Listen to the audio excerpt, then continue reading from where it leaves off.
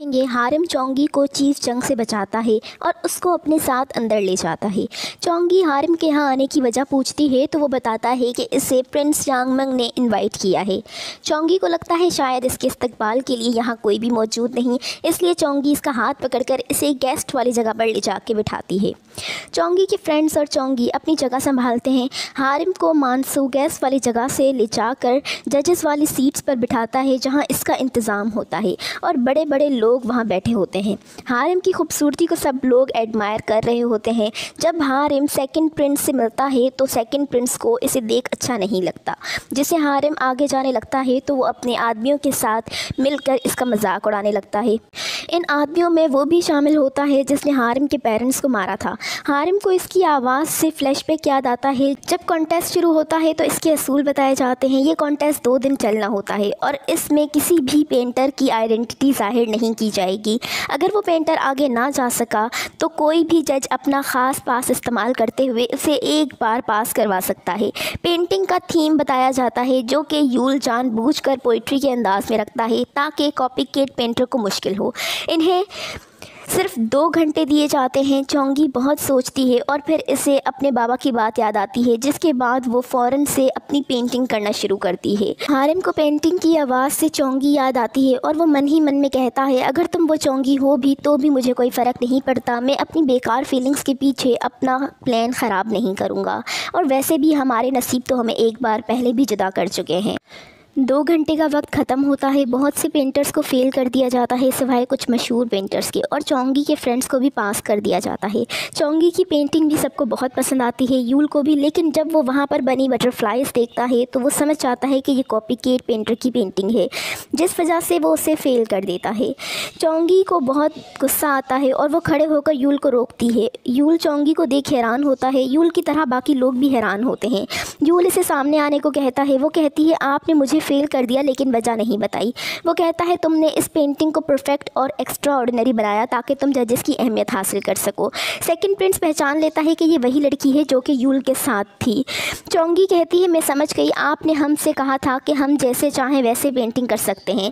आप यहाँ पर बराबरी की बात कर रहे थे, मगर अब मैं समझी इस कॉन्टेस्ट को होस्ट करने का आपका मकसद यही था कि आप अपनी पसंद को देख सकें, जो चीज़ आपको भाए। चोंगी को इस तरह बात करता देख यूल को मज़ीद गुस्सा आता है और वो कहता है, अब तुम मुझे आगे से जवाब दोगी। सब लोग चोंगी को क्रिटिसाइज़ कर रहे होते हैं, मगर हारिम और सेकंड प्रिंस को चोंगी की बातें अच्छी लग रही होती हैं। चोंगी के फ्रेंड्स समझ जाते हैं कि थर्ड प्रिंस को मालूम हो गया कि चोंगी ही कॉपीकेट पेंटर है। मास्टर हान चोंगी को जाने से रोकते हैं और इसकी पेंटिंग को बयान करते हुए कहता है, इसने पेंटिंग बिल्कुल वैसी बनाई जैसे पोइट्री बयान हुई थी। यूल आंखों आंखों में इनसे पूछता है कि आपने ऐसा क्यों किया। वो कहता है, यही ब्लेस्ड पेंटर है। इतनी देर में 2 तितलियां उड़ती हुई आती हैं और चोंगी की पेंटिंग पर बैठ जाती हैं, जो देख सबको हैरत होती है। सेकंड प्रिंस कहता है, क्या इसकी पेंटिंग में कोई जादू है। मास्टर हान को फ्लैशबैक याद आता है जिसमें मास्टर होंग इसे उन्हू की बेटी के बारे में बताता है और कहता है, अगर वो कॉन्टेस्ट में आए तो तुमने इसे फेल करना है। मास्टर हान समझ जाता है कि यही उन्हू की बेटी है, इसलिए वो इसे पास करवा देता है अपना फ्री पास इस्तेमाल करते हुए।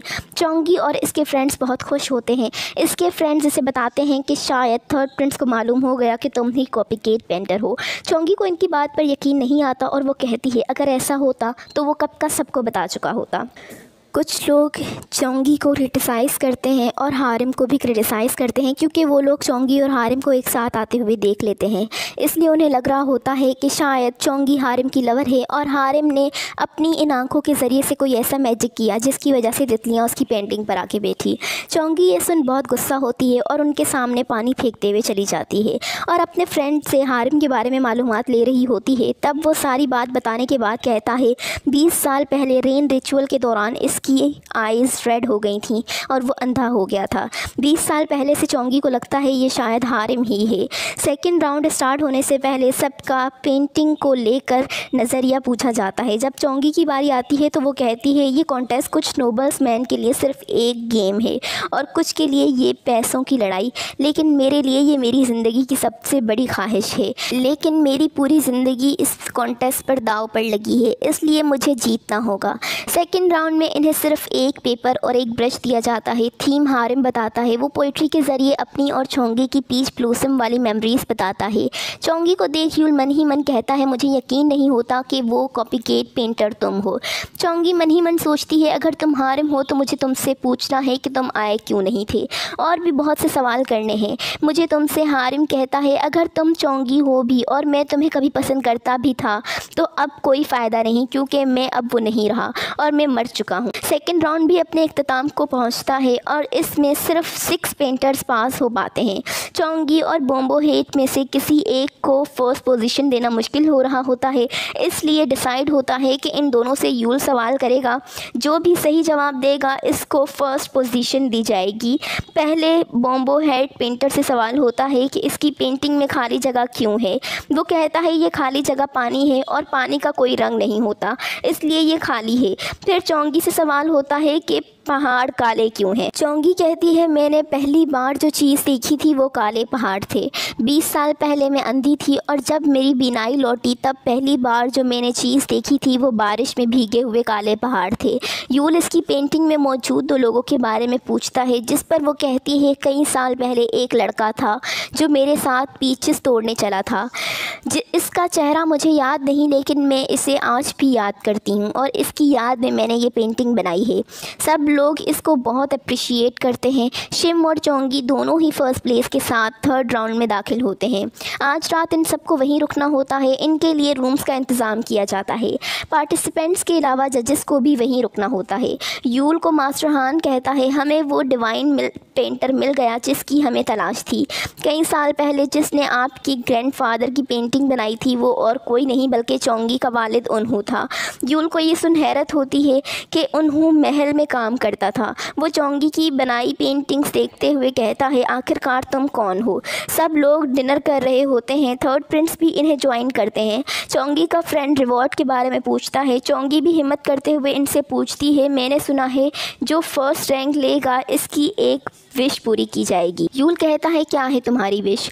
वो बताने लगती है मगर थोड़ी देर बाद खामोश हो जाती है और कहती है, कुछ नहीं। यूल चोंगी से कहता है, तुम जो बटरफ्लाई बनाती हो वो तुम्हारा सिग्नेचर है क्योंकि वो तुम्हारी हर पेंटिंग पर होती है। चोंगी कहती है, पहली बार जब मेरी बीनाई वापस आई थी तो मुझे बटरफ्लाई दिखी थी और अब इसी बटरफ्लाई को मैं हमेशा ड्रॉ करती हूँ। यूल चोंगी से प्राइवेट में बात करने का कहता है। वहाँ वो चोंगी को बताता है कि वो चोंगी के कॉपीकेट पेंटर होने के बारे में जान चुका है और इसे कहता है, मैं उम्मीद करता हूँ कल तुम अपने दिल से ड्रॉ करोगी, क्योंकि ये ही एक असली पेंटर की पहचान होती है कि वो खुद अपनी मेमोरीज बनाए, ना कि दूसरों की पेंटिंग को कॉपी करे। चोंगी को बातें सुनाकर जब यूल वहाँ से जाने लगता है तो चोंगी इसे रोकती है और कहती है, मैं अपना गुजारा करने के लिए ये सब करती थी, क्या ज़िंदगी गुजारने के लिए ऐसा करना गलत है। यूल कहता है, तुमने अपना टैलेंट ज़ाया किया है। यूल ये सब बोल सेकंड प्रिंस की तरफ चला जाता है। जब इनकी गैदरिंग ज्वाइन करता है तो वहाँ मौजूद सेकंड प्रिंस के बंदे जानबूझकर क्राउन प्रिंस का जिक्र करते हैं, जिस वजह से कुछ ऑफिशियल्स के दरमियान बहस होने लग जाती है। सेकंड प्रिंस यूल से कहता है, क्यों ना हम अपनी प्राइवेट गैदरिंग करें। चोंगी जब जा रही होती है तो इससे मास्टर छोए मिलते हैं और वो चोंगी को बहुत डांटते हुए कहते हैं, थर्ड राउंड से तुम खुद ही बाहर हो जाओ।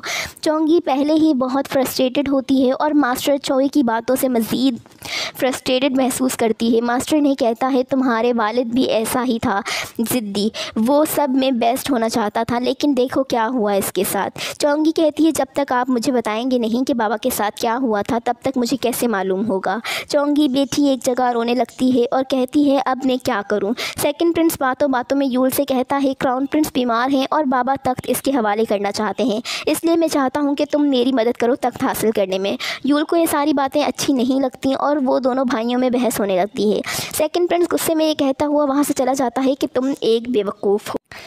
रॉयल गार्ड इनकी ये तमाम बात सुन लेता है और कबूतर के ज़रिए ये पैगाम बादशाह तक पहुंचा रहा होता है, लेकिन मोयांग इस कबूतर को मार कर ये लेटर हारिम के पास ले जाता है। हारिम लेटर खोलता है तो इसमें इनविजिबल लिखा होता है कि सेकंड प्रिंस थर्ड प्रिंस को अपनी तरफ करने की कोशिश कर रहे हैं।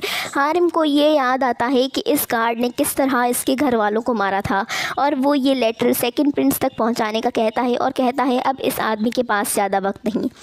मोयांग ये लेटर चुपके से सेकंड प्रिंस तक पहुंचाता है। सेकंड प्रिंस ये पढ़कर बहुत गुस्सा करता है। चोंगी के फ्रेंड इसके गायब होने की वजह से इसके बारे में फ़िक्रमंद हो रहे होते हैं और ज़ोर से बातें कर रहे होते हैं कि चोंगी कब से नहीं मिल रही। हारिम को इनकी बात सुन मालूम होता है कि चोंगी गायब है और वो परेशान हो जाता है। चोंगी सोमा के साथ बैठी इसके साथ अपने दिल का हाल कर रही होती है। थर्ड प्रिंस मुझ पर गुस्सा है और मास्टर भी मुझे गिव अप करने का बोल रहे हैं, लेकिन मुझे मेरे वालिद के लिए ये गेम जीतना ही होगा। अब मैं क्या करूं?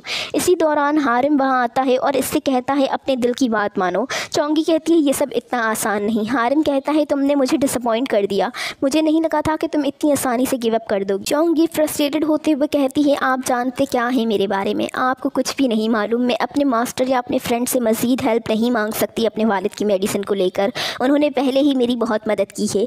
हारिम उसे वही वर्ड्स कहता है जो बचपन में कहे थे कि इस सब में तुम्हारा कोई कसूर नहीं। हारिम चोंगी को राइड में ले जाता है। चोंगी मन ही मन कहती है तुमसे दोबारा मिलकर खुशी हुई और मैंने तुम्हें बहुत याद किया, इसलिए मैं तुम्हें कभी भूल नहीं पाई।